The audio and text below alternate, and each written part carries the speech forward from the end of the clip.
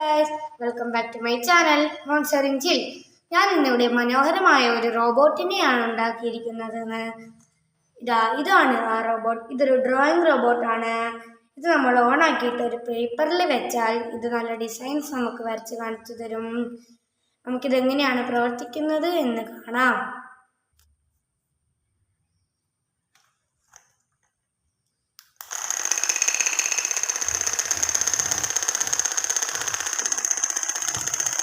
ഇതാണ് ഞാൻ ഉണ്ടാക്കിയ റോബോട്ട്.